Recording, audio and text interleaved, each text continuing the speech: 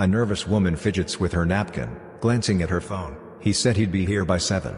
At the same time, a tall man in a suit walks in, holding the hands of 3 giggling little girls in matching dresses. The entire restaurant turns to look. The woman blinks in shock. "Is this my date?" The man looks just as confused, his eyes darting from her to the tiny faces beside him. But the girls, innocent, curious, and bold, break the tension. "Daddy, is this our new mommy?" Everyone laughs. Everyone, except him. That's how it all began, a blind date mix-up that would heal 3 broken hearts, and maybe, a 4th one that didn't even know it was searching for love. Nora wasn't the kind of woman who believed in fairy tales anymore. After losing her mother to illness and spending years as a nurse in the pediatric ward, she'd learned that love was something fragile, beautiful, but often temporary. So when her best friend set her up on a blind date, she agreed mostly out of politeness. "It's time you lived for yourself again," her friend had insisted. She arrived early, nervous but hopeful, rehearsing polite small talk in her head. The man she was supposed to meet was named Ethan Carter, a successful entrepreneur, early 40s, widowed. She expected confidence, charm, maybe a bit of arrogance. What she didn't expect was for him to arrive pushing a stroller and holding 2 little hands. Ethan, on the other hand, was just as unprepared. His assistant had double-booked his evening. He thought he was meeting a potential investor who happened to choose the same restaurant for their meeting. The moment he saw Nora's surprised face, he realized the mistake, but before he could explain, one of his daughters, Lily, tugged on his sleeve and whispered, "Daddy, she looks like an angel." Nora's heart melted. Dinner turned chaotic but unforgettable. The triplets, Lily, Grace, and Hope, each insisted on showing her something: their matching bracelets, their crayon drawings, and their love for strawberry ice cream. Ethan kept apologizing, embarrassed, but Nora's laughter softened everything. For the first time in a long time, the weight in his chest lifted. When the evening ended, Ethan insisted on driving her home.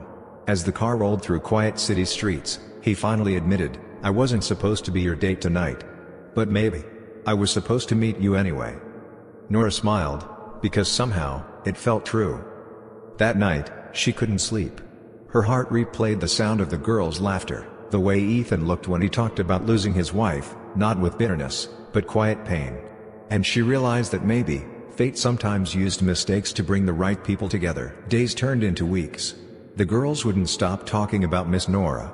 They drew pictures of her at daycare and asked Ethan when she would visit again.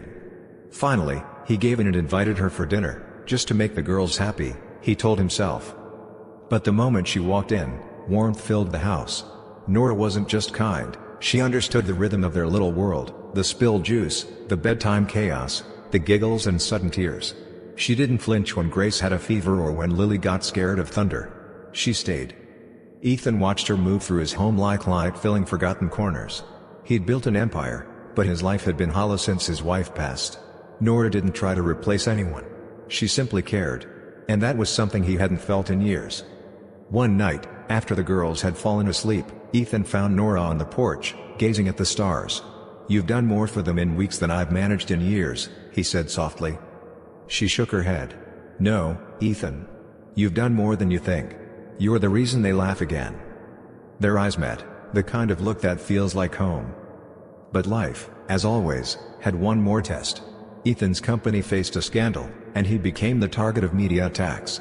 Paparazzi followed him, reporters camped outside his house, and the stress began to crack his calm exterior.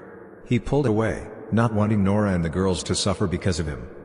When she realized what he was doing, Nora showed up at his office, exhausted from a night shift but fierce in her conviction. "Don't push me away," she said. "I didn't come into your life because it was easy. I came because it was real." In that moment, Ethan knew. Weeks later, as the company cleared his name and peace returned, Ethan planned something small but beautiful, a picnic in the park with his daughters and Nora.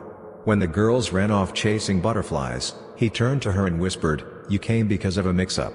You stayed because you belong." Tears filled her eyes as he took out a small box. "Marry me, Nora. Not just for me. But for them. For us." The triplets squealed when they saw the ring. "We told you she's our mommy." The laughter, the tears, the love, it all came full circle. And as the sun dipped below the horizon, Nora looked at Ethan and said, "Sometimes the wrong table leads to the right forever. Life doesn't always introduce love the way we expect. Sometimes it walks in carrying 3 little giggling girls, spills ice cream on your dress, and still manages to heal your heart.